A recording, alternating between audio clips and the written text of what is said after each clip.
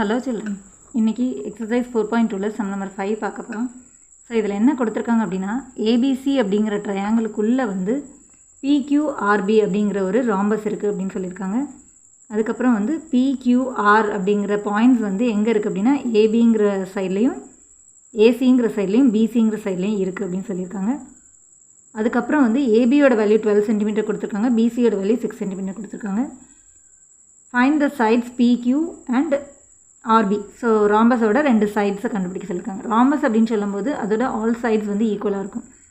So பிக்யூவும் இப்போ நம்ம X அப்படின்னு எடுத்துக்கிட்டோம்னா பிக்யூவும் எக்ஸ் தான், கியூஆரும் எக்ஸ் தான், ஆர்பியும் எக்ஸ் தான், பிபியும் எக்ஸ் தான். ஸோ ராம்பஸோட ஆல் சைட்ஸும் எக்ஸ் தான்.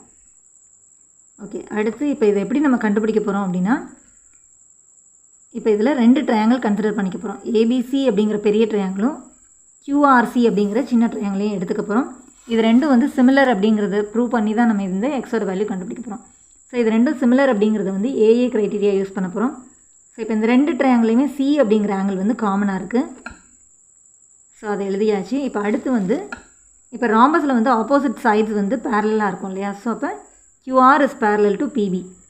So QR is parallel to PB அப்படின்னு சொல்லும்போது இந்த ஏபிக்கும் அது வந்து பேரலாக தான் இருக்கும். ஸோ 2 லைன் வந்து பேரலாக இருக்குது. அதுக்கு ஏசி அப்படிங்கிறது ஒரு டிரான்ஸ்வர்சல் லைன் அப்படின்னு நம்ம எடுத்துக்கும் போது இந்த ஆங்கிள் ஏவும் ஆங்கிள் கியூவும் வந்து கரஸ்பாண்டிங் ஆங்கிள். ஸோ அது ரெண்டும் ஈக்குவலாக இருக்கும். ஸோ ட்ரையாங்கிள் ஏபிசியில் வந்து ஆங்கிள் ஏ இருக்குது. அதே போல் ட்ரையாங்கிள் கியூஆர்சியில் வந்து ஆங்கிள் சிக்யூஆர் இருக்குது. ஸோ அது ரெண்டும் வந்து கரஸ்பாண்டிங் ஆங்கிள்ஸ் அப்படிங்கிறதுனால நமக்கு 2 ஆங்கிள் வந்து ஈக்குவலாக கிடச்சிருக்கு.